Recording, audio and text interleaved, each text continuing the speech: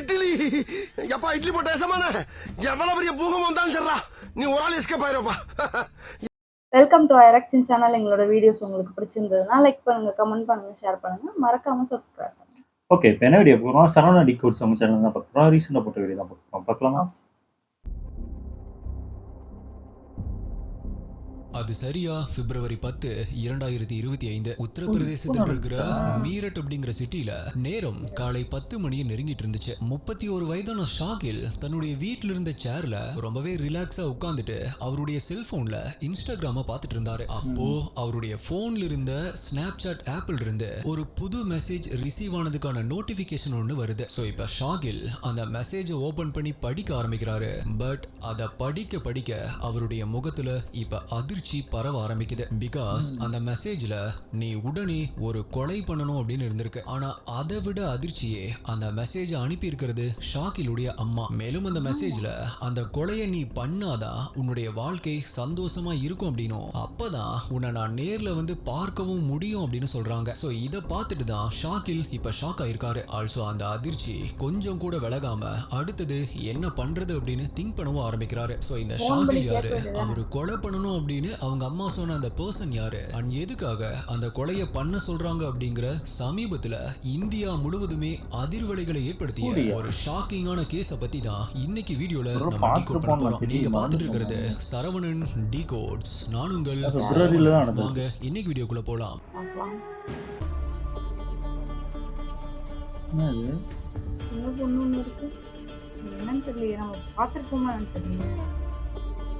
அது சரியா ஆகஸ்ட் 2, 2016 26 வயதான சௌரப் இம்போர்ட் அண்ட் எக்ஸ்போர்ட் பண்ணக்கூடிய ஒரு சரக்கு கப்பல்ல நேவி ஆபீசரா வேலை பார்த்துட்டு இருக்காரு. ஒரு நல்ல சேலரி வரக்கூடிய வேலை தான் அப்படின்னாலுமே அவரு வருஷத்துல 3/4 நாட்கள் கப்பல்ல தான் கழிச்சிட்டு இருந்தாரு. சோ அவர் வீட்டுக்கு வந்து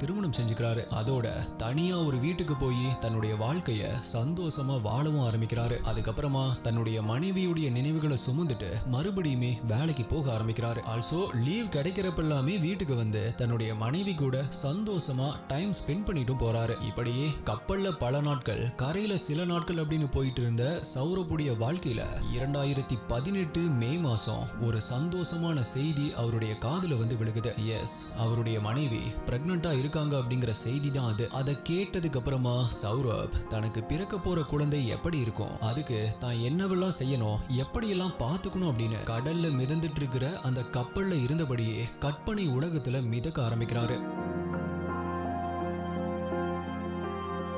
ஆல்சோ அப்படி கற்பனையில மிதந்துட்டு இருந்த அவரு 2019 பிப்ரவரி மாசம் வழக்கத்தை விட ரொம்பவே சந்தோஷமா கரையில வந்து இறங்குறாரு. பிகாஸ் அந்த மாசம் தான் அவருக்கு ஒரு அழகான பெண் குழந்தை ஒன்று பிறக்குது. ஸோ இப்ப தன்னுடைய மகளையும் மனைவியும் கூடவே இருந்து பார்த்துக்கணும் அப்படிங்கிறதுக்காக தான் பார்த்துட்டு இருந்த நேவி வேலையை வேணாம் அப்படின்னு சொல்றாரு. அதுக்கப்புறமா ஒரு மாசம் கழிச்சு மீரட்லயே வேலை செய்யணும் அப்படின்னு அவருக்கான ஒரு வேலையை தேடவும் ஆரம்பிக்கிறாரு. பட் அப்பதான் அவர் நேவியில வாங்கிட்டு இருந்த சம்பளத்தை விட 3 மடங்கு அதிக சம்பளம் வர்ற மாதிரியான ஒரு ஜாப் ஆஃபர் லண்டன்ல இருந்து வருது. ஆனா மறுபடியுமே ஃபேமிலி விட்டுட்டு போகணுமா அப்படின்னு யோசிக்க ஆரம்பிச்ச அவருக்கு முஸ்கானுடைய பேரண்ட்ஸ் தைரியம் சொல்றாங்க. பிகாஸ் இவருடைய பேரண்ட்ஸுமே இவர்கிட்ட அப்ப வரைக்குமே பேசுறது கிடையாது. சோ முஸ்கானுடைய பேரண்ட்ஸ் நீங்க தைரியமா வேலைக்கு போயிட்டு வாங்க, நாங்க முஸ்கானையும் குழந்தையும் பாத்துக்கிறோம் அப்படின்னு சொல்றாங்க. அதை கேட்ட சௌரப்பும் சரி லண்டனுக்கு போகலாம் அப்படின்னு டிசைட் பண்றாரு. ஆல்சோ அடுத்த ஒரு மாசத்திலேயே தன்னுடைய மனைவி மற்றும் குழந்தைய அடுத்தது எப்ப பார்க்க போறோம் அப்படின்னு அவங்களுடைய நினைவுகளை சுமந்துட்டு இருந்த சௌரப்ப சுமந்துட்டு அவர் போயிட்டு இருந்த பிளைட் இப்ப ஆகாயத்துல பறக்க ஆரம்பிக்குது. அதுக்கப்புறமா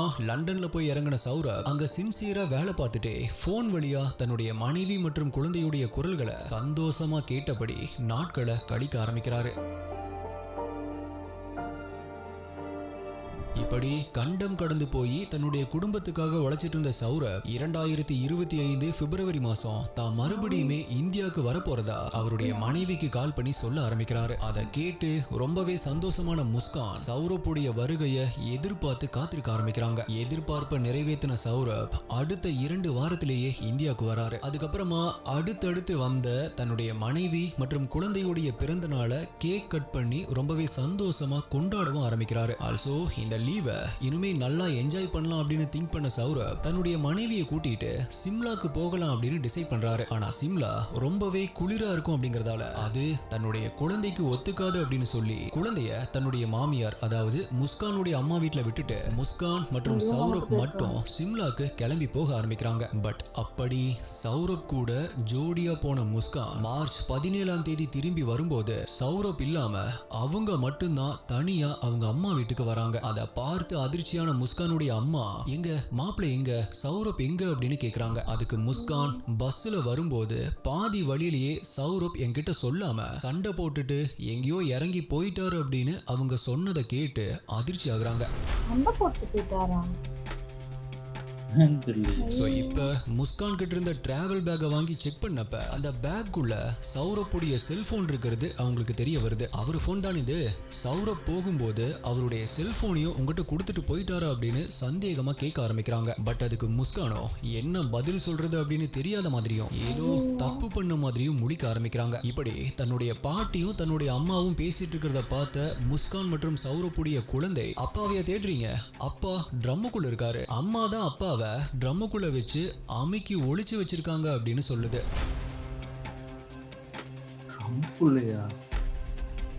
இத கேட்ட உடனே முஸ்கான் அப்படியே ஷாக் அடிச்ச மாதிரி திரும்பி தன்னுடைய அம்மாவை பார்க்க ஆரம்பிக்கிறா. இப்ப அவளை பார்வையிலேயே எரிக்கிற மாதிரி பார்த்த அவளுடைய அம்மாவை பார்த்துட்டு அப்படியே உடஞ்சு போன மாதிரி தரையில உட்கார்ந்து கதறி அழுக ஆரம்பிக்கிறா. அதை பார்த்து இன்னுமே கோபமான முஸ்கானுடைய அம்மா இப்படி கதறி அழுகிற அளவுக்கு என்ன செஞ்ச அப்படின்னு சத்தமா கேட்க ஆரம்பிக்கிறாங்க. அப்பதான் முஸ்கான் தான் சௌரப்பை கொலை பண்ணிட்டதாகவும் அதுக்கான காரணம் என்ன அப்படின்னு அழுதுட்டே சொல்ல ஆரம்பிக்கிறா. அதை கேட்டு ரொம்பவே ஆத்திரமான அவளுடைய அம்மா அவளுடைய கண்ணத்திலேயே மாறி மாறி அறைய ஆரம்பிக்கிறாங்க. அதுக்கப்புறமா அவளை பிடிச்சு வீட்டுக்கு வெளியே இழுத்துட்டு வந்தவங்க தெருவில் இருந்த எல்லாருமே வேடிக்கை பார்க்கும்படியா அவளை ரோட்லயே இழுத்துட்டு போய் பக்கத்துல இருந்த போலீஸ் ஸ்டேஷன்ல கொண்டு போய் பண்றாங்க. அதுக்கப்புறமா தான் அங்கிருந்த போலீஸ் முஸ்கான் கிட்ட என்ன நடந்துச்சு அப்படிங்கறத விசாரிக்க ஆரம்பிக்கிறாங்க. அப்பதான் முஸ்கானோ நடந்த விஷயங்களை கன்ஃபஸ் பண்ண ஆரம்பிக்கிறா. அப்படி அந்த கன்ஃபஷன்ல அவ சொன்ன விஷயங்கள் இதுதான்.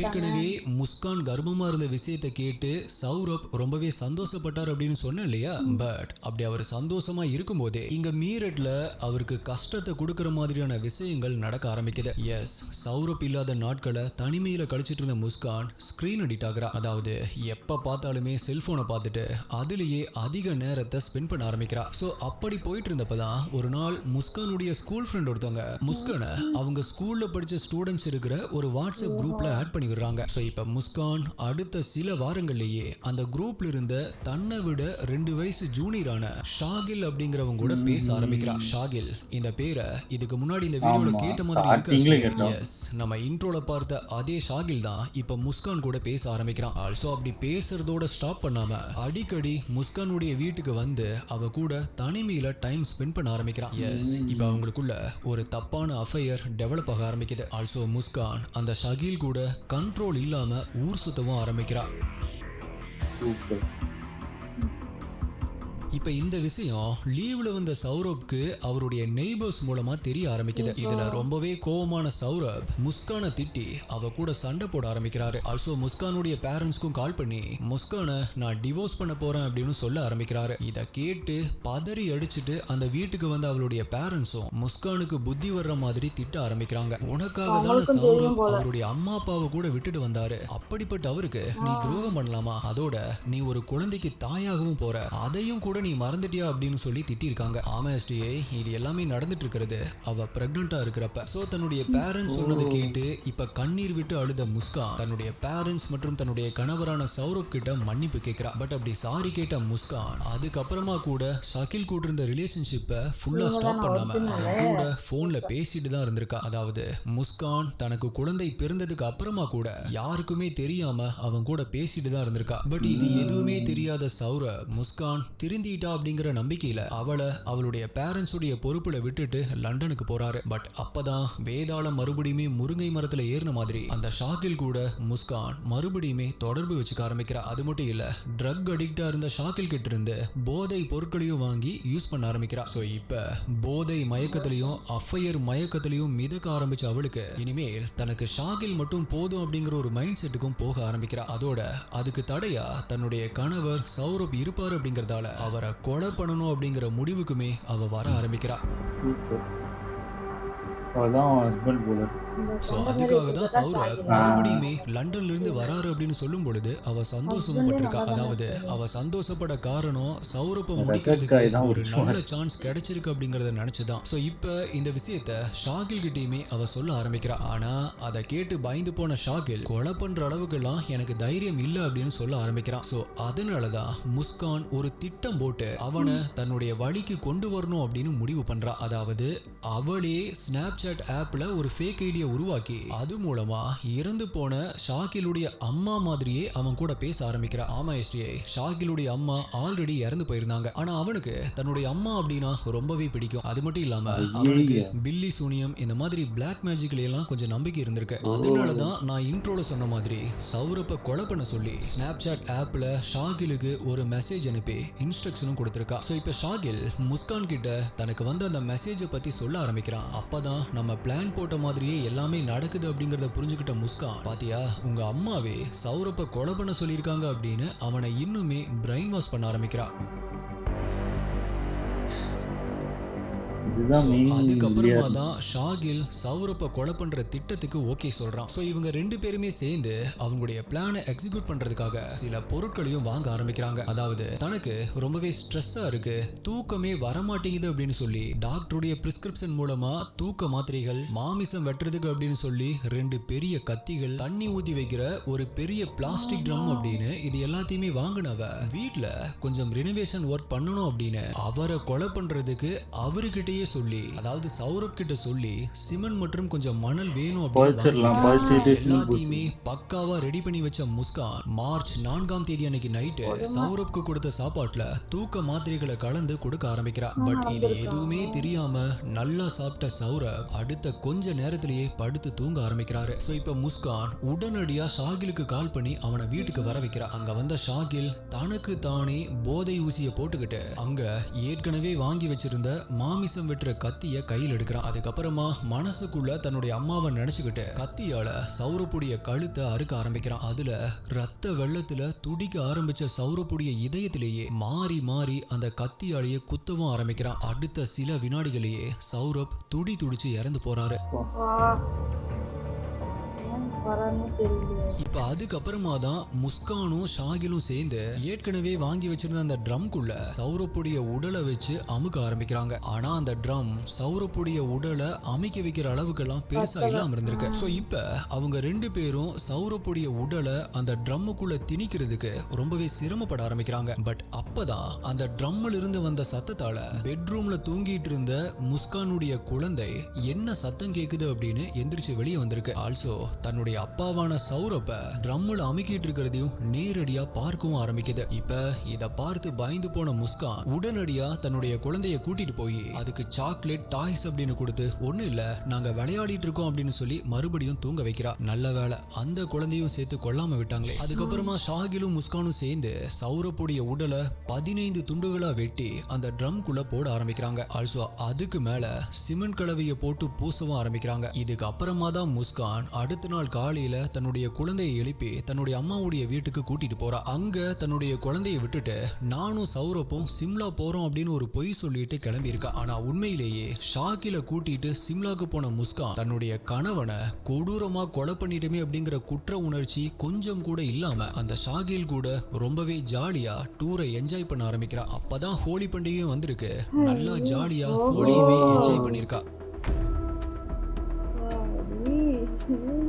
இதுக்கு அப்புறமா தான் நான் முன்னாடி சொன்ன விஷயங்கள் நடக்க ஆரம்பிக்குது. இப்படி முஸ்கானுடைய இந்த கன்ஃபஷனுக்கு அப்புறமா சௌரப்புடைய வீட்டுக்கு போன போலீஸ் அந்த பிளாஸ்டிக் ட்ரம் மெஷினை வச்சு கட் பண்றாங்க. ஆல்சோ அதுக்குள்ள இருந்த சிமெண்ட் கலவைய ரொம்பவே கவனமா ட்ரில்லிங் மெஷினை வச்சு உடைக்கவும் செய்யறாங்க. ஆக்சுவலா இதே மாதிரியான ஒரு கொலையை நம்ம சேனல்ல ஆல்ரெடி போட்டிருக்கோம், ஞாபகம் இருக்கா ஸ்ரீ? அது ஒரு கேரளா கேஸ். அதுல கூட வெறும் ஒரு ஸ்க்ரூவை வச்சு போலீஸ் பிரில்லியண்டா ஒரு இன்வெஸ்டிகேஷன் பண்ணி கில்லரை கண்டுபிடிப்பாங்க. அதை பார்க்கல அப்படின்னா லிங்க் தரேன், கண்டிப்பா செக் பண்ணி பாருங்க. சோ அந்த பாடி பார்ட்ஸ் எல்லாத்தையுமே தனியா எடுத்து டிஎன்ஏ டெஸ்ட் பண்றாங்க. அப்பதான் அது சௌரபுடைய உடல் தான் அப்படிங்கிறது போலீஸ்க்கு கன்ஃபார்ம் ஆகுது. ஆல்சோ அதுக்கப்புறமா தன்னை அரெஸ்ட் பண்ண போலீஸ் கிட்ட ஷாகில் என்ன சொல்லியிருக்கான் அப்படின்னா, தன்னுடைய அம்மா சொன்னதால தான் அவங்கள பார்க்கணும் அப்படிங்கறதால தான் சௌரப்ப கொலை பண்ணதான் அவன் சொல்லியிருக்கான். அதாவது அப்ப வரைக்குமே முஸ்கான் தான் தன்னுடைய அம்மா மாதிரி பேசி அவனை ஏமாத்திருக்கா அப்படிங்கிறது அவனுக்குமே தெரியாம தான் இருந்திருக்கு. இப்ப இந்த கேஸ்ல தப்பு பண்ணது தன்னுடைய மகளா இருந்தாலுமே அவளை கூட்டிட்டு போய் போலீஸ்ல ஒப்படைச்ச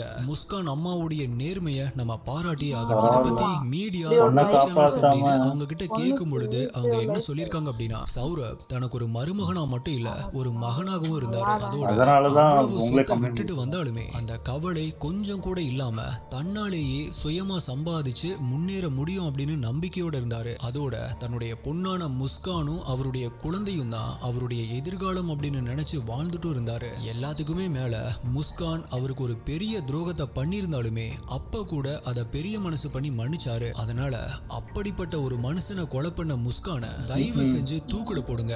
இப்படிப்பட்ட ஒரு ஜென்மம் இந்த பூமியில வாழவே கூடாது அப்படின்னு ரொம்பவே ஆத்திரத்தோட கேஸ் அப்படிங்கறதால விசாரணை முடிஞ்சு என்ன மாதிரியான ஜட்ஜ்மெண்ட் வரப்போகுது அப்படிங்கறத நம்ம வெயிட் பண்ணி தான் பார்க்கணும். நீங்க இந்த கேஸ பத்தி என்ன நினைக்கிறீங்க? ஒரு மாமியாரே தன்னுடைய மருமகனை இந்த அளவுக்கு பெருசா மதிக்கிறாங்க அப்படின்னா அந்த சௌரப் எந்த அளவுக்கு நல்லவரா இருந்திருப்பாரு அப்படிங்கறத கொஞ்சம் நீங்களே திங்க் பண்ணி பாருங்க. ஆனா இப்படி இருந்துமே இந்த மாதிரி பண்ண முஸ்கானை பத்தின உங்களுடைய கருத்து என்ன அப்படிங்கறத கீழே கமெண்ட் பண்ணுங்க. ஆல்சோ அடுத்தது என்ன கேஸ் வேணும், என்ன டாபிக்ல வீடியோ வேணும் அப்படிங்கறதையுமே கீழே கமெண்ட் பண்ணுங்க. உங்களுடைய பெஸ்டான கமெண்ட் அடுத்த வீடியோல வரும். வேற ஒரு வீடியோல மீட் பண்றேன். நன்றி, பாய். சூப்பர், நல்லா இருந்துச்சு. ஆனா ஃபர்ஸ்ட் என்னடா வேற ஒரு பேர் சொன்னாரு, இப்ப என்னடா முஸ்கான் வேற ஏதோ பேர் சொல்லிட்டு இருக்காரு. ஒருவேளை நானும் தப்பான வீடியோ பார்த்துட்டு இருக்கோமா இல்ல ரெண்டாவது வீடியோ ஏதாவது வந்துருச்சா அப்படின்னு ஒரு குழப்பம் இருக்கு. ஆமா, எனக்கு அந்த டைமிங் அது இப்ப நடந்த கேஸா இல்ல ஏன்னா 16 காமிச்சாங்க, எனக்கு அது ஒரு குழப்பம். அதாவது அந்த லவ்ல இருந்து காட்டுறாங்க, ஸ்டார்ட் பண்ணிருக்காங்க. இதுல என்ன நான் என்ன இது பாக்கணும்னா அந்த தான் தலையிலே தன் மண்ணவாரி கொட்டிக்கிறதுன்னா அது இதுதான். இல்ல இதுக்கு மேல ஒரு பையன் என்னதான் பண்ணுவான்? அதாவது இந்த பொண்ணுக்கு பேக்ரவுண்டோ ஃபினான்ஷியலோ எதுவுமே இல்லைனாலும் அந்த பொண்ணு, அதாவது இது இங்க கூட இல்ல, நார்த்து ரொம்ப ரொம்ப மோசமா இருக்கும் இங்க கம்பேர் பண்ணும்போது. அங்க இருந்துகிட்டு அந்த பையன் அந்த பொண்ணை திரும்பி கல்யாணம் பண்ணி, அதுவும் உங்க பேரண்ட்ஸ சொத்துலாம் வேண்டாம்னு சொல்லி வேலைக்கு கல்யாணம் பண்ணியிருக்காரு. அதுக்கப்புறம் நேவியோட வேலையை விட்டுட்டு அதுக்கப்புறம் ஒரு லண்டன் வேலைக்கு போய் அங்கேயும் அங்கிருந்து அவர் கஷ்டப்பட்டு இங்க காசு அனுப்பிட்டு இவங்க அதான் சொல்றல, உங்களுக்கு அந்த கஷ்டம் எல்லாம் புரியல.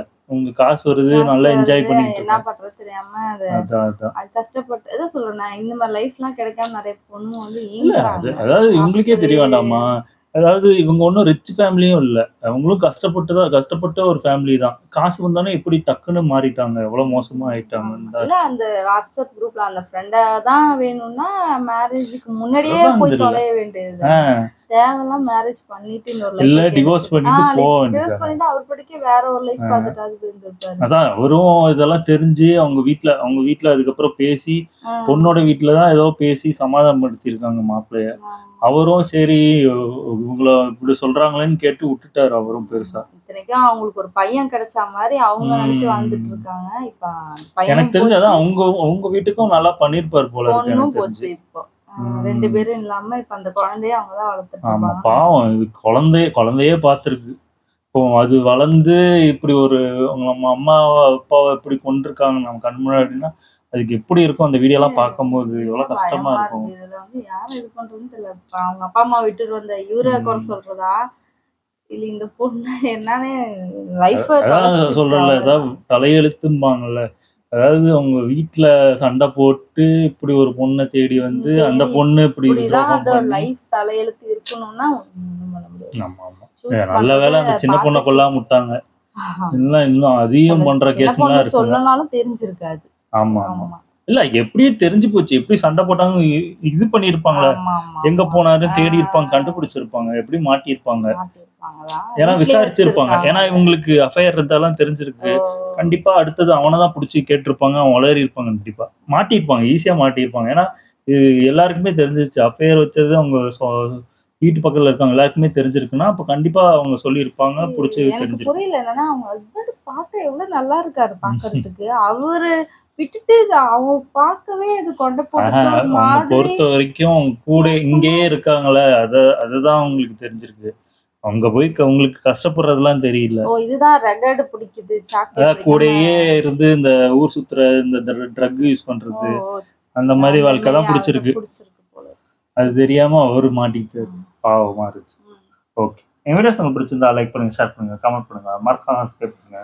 எல்லாருக்கும்